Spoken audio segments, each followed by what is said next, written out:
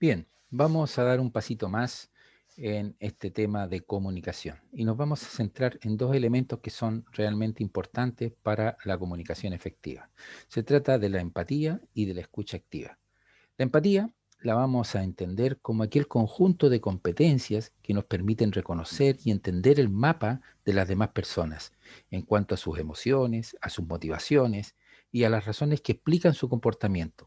Esto sin duda supone la capacidad de acceder al modelo del mundo de nuestro interlocutor, es decir, a lo que habíamos comentado en sesión anterior, al mapa representacional.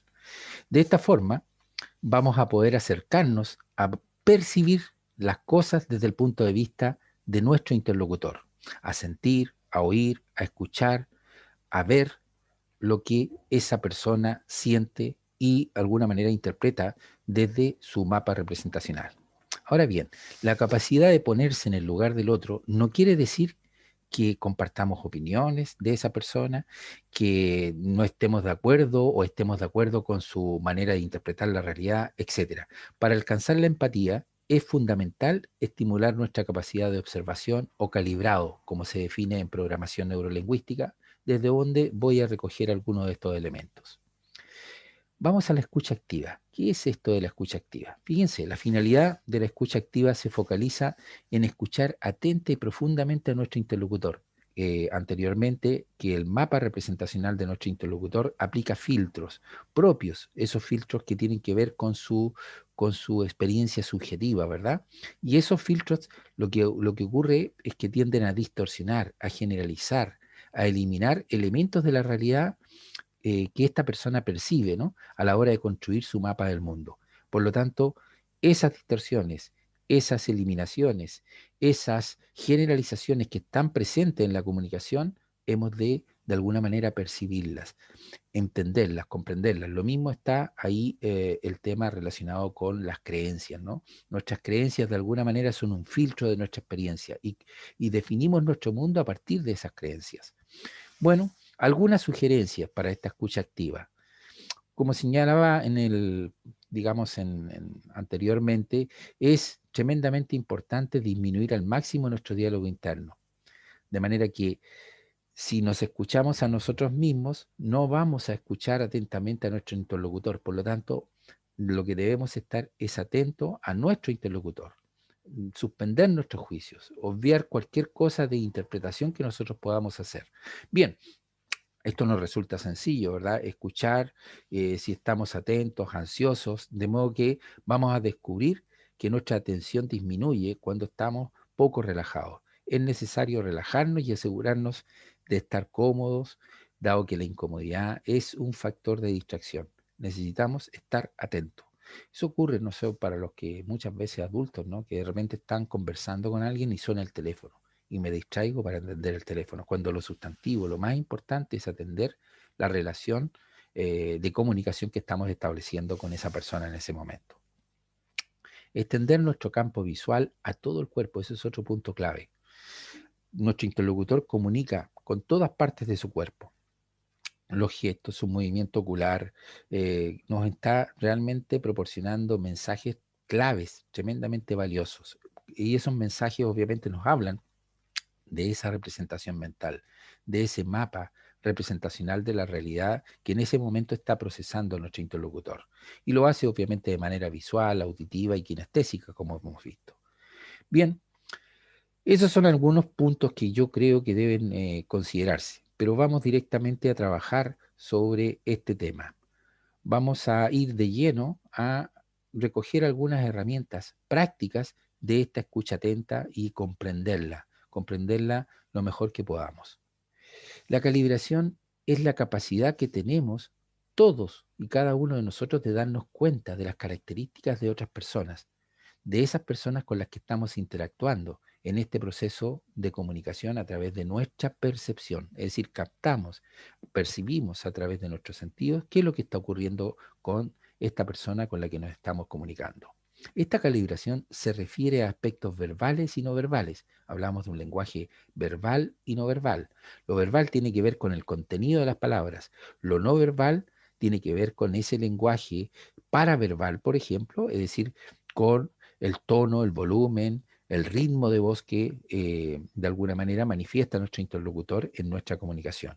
Y obviamente lo no verbal también se ajusta a los gestos, ¿no? Al mensaje de alguna manera que está definido por ese lenguaje corporal.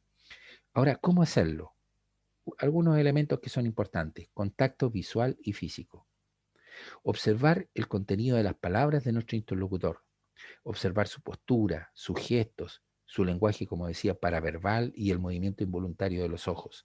Y obviamente detección del canal dominante, que es lo que vimos en la sesión anterior, ¿no?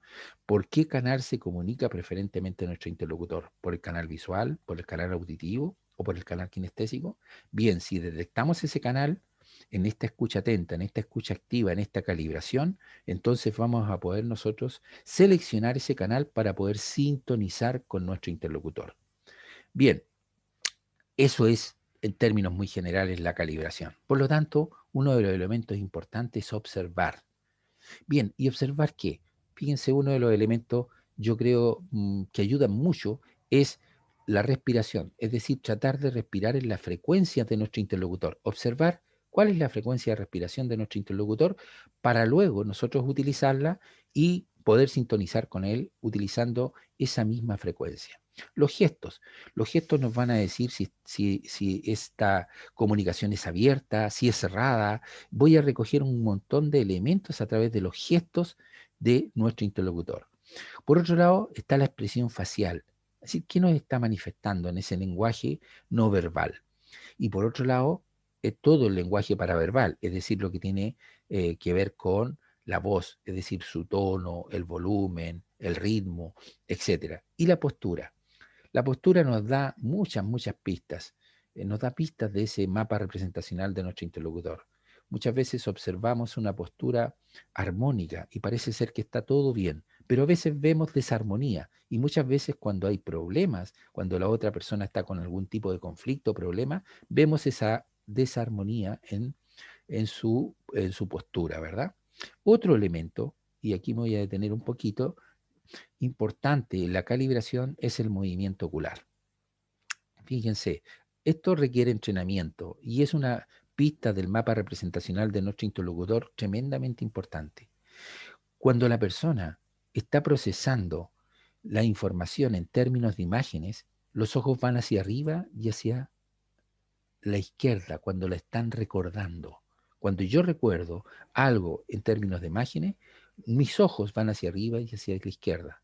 En el caso de ustedes que están observando, ¿no? Los ojos van hacia arriba y hacia la derecha. Estoy observando a mi interlocutor. Mis ojos van hacia arriba y hacia la izquierda, pero ustedes los ven hacia arriba y hacia la derecha por la postura que tienen. Bien, cuando la persona está construyendo en imágenes, construyendo ese diálogo, buscando a lo mejor una oración o un verbo, los ojos van hacia arriba y hacia la derecha. Aquí se especula mucho, ¿no? Es decir, aquí podemos observar si esa persona está mintiendo, ¿no? Yo creo que hay que ser cautos. Es decir, aquí lo que podemos observar es que esa persona estaría construyendo información. Lo demás sería un juicio, ¿no? Bien, cuando la persona está conectada con sonidos, los ojos van lateralmente hacia la izquierda o hacia la derecha. A la izquierda suele ser la mayoría de las personas cuando están recordando un sonido. Y a la derecha es cuando están construyendo algo relacionado con sonido. Por ejemplo, en la izquierda puedo yo recordar las palabras, el sonido de una música, etcétera. Y hacia la derecha es cuando yo quiero construir algo en términos de sonido. Otro elemento importante tiene que ver con aquellos ojos que van hacia abajo y hacia la izquierda. Y eso nos viene a mostrar que esa persona está en un diálogo interno, está hablando consigo mismo. Y eso es importante considerarlo, porque ahí podemos parar un poquito y decir, bueno, dejemos que esta persona procese esa información, ese diálogo interno, no interrumpir, sigamos escuchando. Y cuando esa persona, observamos en esa persona que los ojos van hacia la derecha y hacia abajo, entonces nos encontramos con que esa persona está de alguna manera conectando con una emoción, cuando los ojos van hacia abajo y hacia la derecha. Bien, esto es una pista del mapa representacional de nuestro interlocutor bastante potente, bastante interesante. Y nos ayuda, junto a las otras herramientas, a calibrar, es decir, a estar en esta escucha atenta y a captar aquellos pistas, aquellos mensajes del mapa representacional de nuestro interlocutor. Aquí lo que ocurre es que nuestro cerebro, nuestro organismo, genera unos químicos. Entonces, cuando nosotros recordamos en imágenes, por ejemplo, los ojos van hacia arriba y hacia la izquierda, en la mayoría de las personas. Hay momentos en que en algún tipo de personas van al el lado inverso, ¿no? Por eso es importante calibrar. Y calibramos a esa persona en ese contexto y observamos, ¿está procesando la información en términos de imágenes? ¿Y qué hace cuando está recordando una imagen? ¿Los ojos van hacia arriba o hacia la izquierda o van hacia arriba y hacia la derecha? Ah, si van hacia arriba y hacia la izquierda, como la mayoría de las personas, entonces yo sé que está de alguna manera recordando en términos de imágenes. Cuando esa persona, eh, los ojos van hacia arriba y hacia la derecha, es muy probable que esa persona esté construyendo imágenes. Insisto, cuando las personas están recordando un sonido, los ojos probablemente vayan a ir hacia la izquierda lateralmente. Y cuando están construyendo algo relacionado con el sonido, los ojos van a ir lateralmente hacia la derecha. Ahora bien, si esa persona entra en un diálogo interno, en la mayoría de ellas los ojos van a bajar hacia la izquierda, bajo y hacia la izquierda. Y cuando esa persona contacte con una emoción, lo más probable es que sus ojos bajen hacia la derecha, los ojos hacia abajo y hacia la derecha. Bien, esto es un punto interesante y yo eh, les sugiero practicar. Pregunten cosas, por ejemplo, ¿qué comiste ayer? ¿Qué comiste esta mañana? Y verán cómo va a procesar esa información esa persona. Y ustedes observan hacia dónde se dirigen los ojos, etcétera. Bueno, yo creo que ahí hay un tema que requiere en un habíamos definido. El rapport es una forma de conectar con el mapa representacional de mi interlocutor, con la forma en que estoy comunicando una vez que yo he recogido esa calibración y puedo aplicar aquello que he observado en esa persona, de alguna manera me puedo comunicar creando cierto grado de empatía. Bien, vamos a ver cómo se puede producir esto. Fíjense, nosotros hablamos que esto se produce a través de el lenguaje obviamente no verbal, es decir, los gestos, el movimiento, el contacto visual, por un lado. Por otro lado, tenemos el lenguaje paraverbal, es decir, calibramos en nuestro interlocutor la velocidad, el volumen, el ritmo de voz. Lo hemos calibrado. Por otro lado, su lenguaje, es decir, el contenido verbal. ¿Qué palabras utiliza en un contexto determinado nuestro interlocutor? Fundamentalmente, predomina lo verbal, lo visual, lo kinestésico. ¿Por qué canal se comunica preferentemente? Bien, yo he calibrado eso y como lo he calibrado, mi objetivo entonces va a ser sintonizar por esos mismos canales. Bien, ¿qué ocurre con los sentimientos? Cuando nosotros nos comunicamos, manifestamos emociones, sentimientos, etcétera. La idea también es comprender el punto de vista del otro, no solamente calibrar en términos verbales, paraverbales y el contenido verbal, sino qué nos está transmitiendo en términos de emociones. Bien, aquí tal vez es importante comentar algo que de alguna manera se descubrió hace bastante tiempo atrás por un investigador italiano, Risoletti, de la Universidad de Parma. Bueno, se trata de las neuronas en espejo. Estas neuronas en espejo son unas células que están ubicadas en el cerebro y que estudiaron estos investigadores en términos de qué ocurre con esas neuronas. Eran las neuronas motoras, ¿no? Esas que están involucradas en el movimiento y que activan, obviamente, impulsos eléctricos cuando ejecutamos una acción. ¿Qué hicieron estos investigadores? Pusieron una serie de electrodos a unos monos y los conectaron a un terminal para ver qué es lo que estaba ocurriendo. Es decir, cuando el mono cogía un alimento, se iluminaban en los electrodos, activaban partes del cerebro que se reflejaban en esa pantalla.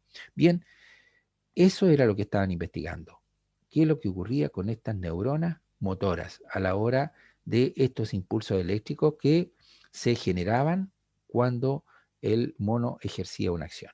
Bien, de pronto estaban todos conversando en un momento determinado y uno, fuera del experimento, porque esto fue fortuito, uno de los investigadores quiso coger el alimento del mono y cuando hizo eso, al mono se le activaron inmediatamente esas neuronas motoras que aparecieron en el terminal. Y bueno, repitieron varias veces el experimento para ver si realmente esto era algo fortuito y se dieron cuenta que los monos, cada vez que la otra persona, que el investigador hacía el gesto o la acción de ir a comer el alimento, al mono se le iluminaban las mismas neuronas motoras. Y continuó el experimento en otros monos y luego en personas. Y llegaron a la conclusión de que cada uno de nosotros tiene ese tipo de neuronas en nosotros, las neuronas que se definen como neuronas en espejo. De ahí que muchas veces podamos explicar, en algunos momentos se podría explicar el contagio del bostezo, ¿no? Cuando bostezamos, la otra persona tiende también a bostezar, es como una especie de contagio, ¿no?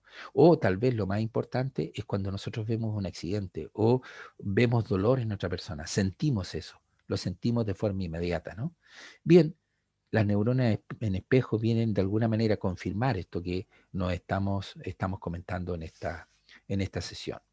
Bien, ¿cómo se logra el objetivo de empatizar a partir del rapport, de sintonizar con nuestro interlocutor?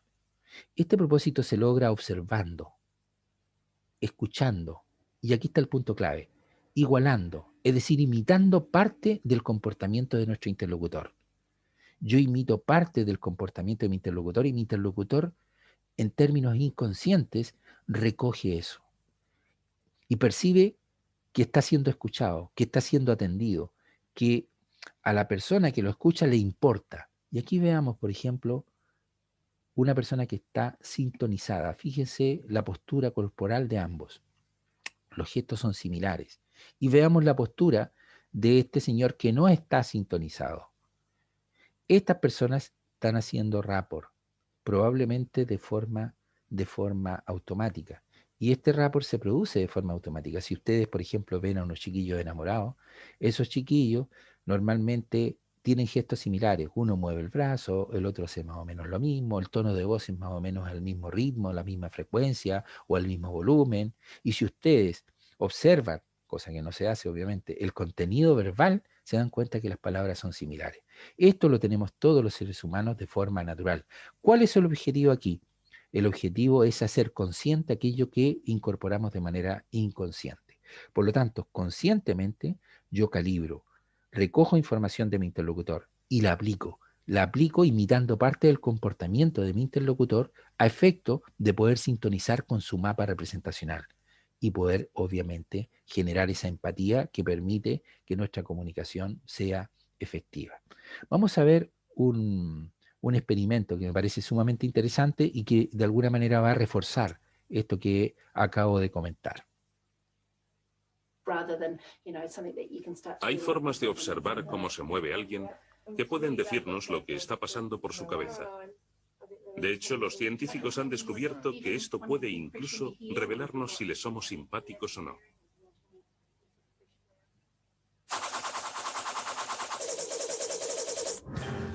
Para demostrarlo, elegimos a dos hombres, el señor bueno y el señor malo, y los metimos en un lugar controlado. Luego pedimos a algunos voluntarios que entraran a conocerles y hablasen de diferentes temas.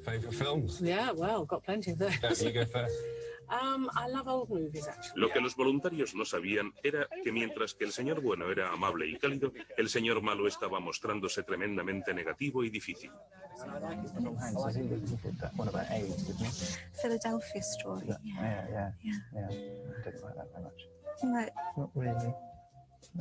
En el momento crítico, se pidió al señor bueno y al señor malo que movieran el cuerpo deliberadamente de un modo concreto.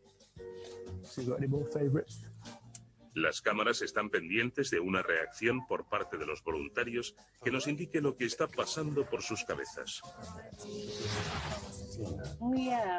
Gradualmente, mientras seguía la conversación, empezó a producirse algo realmente extraordinario. Los voluntarios que estaban con el señor bueno comenzaron a copiarle.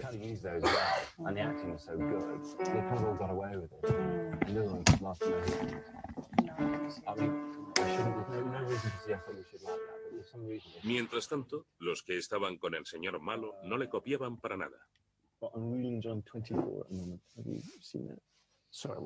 Yeah, I didn't like it very much. Yeah. No. I think it's the sort of thing I like going to the cinema with myself. I think you can go. Como a los voluntarios les caía bien el señor bueno, su mente les llevaba a copiarle. Una reacción subconsciente que refuerza el vínculo entre ellos.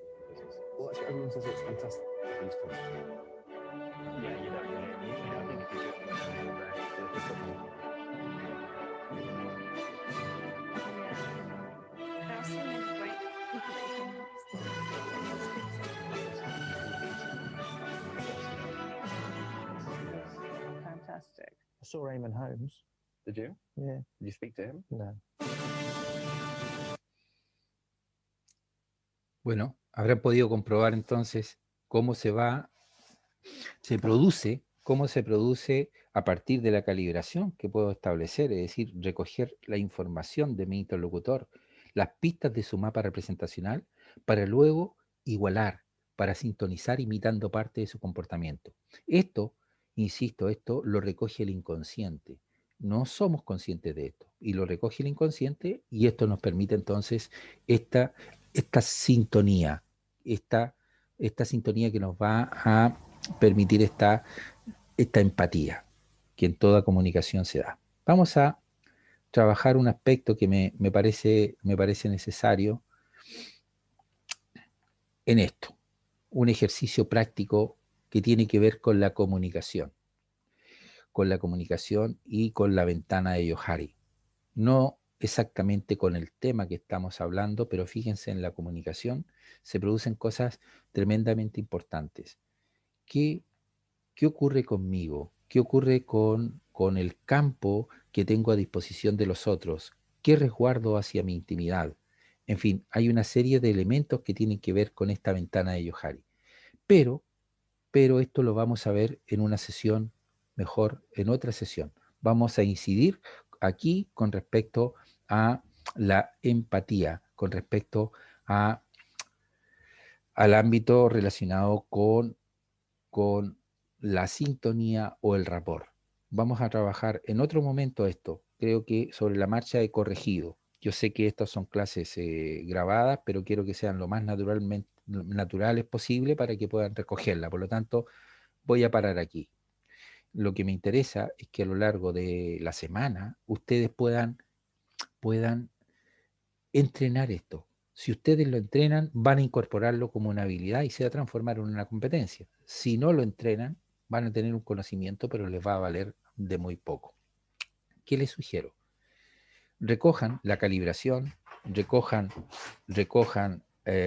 aspectos relacionados con esta calibración que estamos viendo, con la sintonía, y a partir de eso, trabajen estos aspectos. Yo les sugiero, por ejemplo, que puedan ustedes imitar parte del comportamiento con las personas que se están relacionando en su núcleo cercano, en sus casas, y vean qué sucede.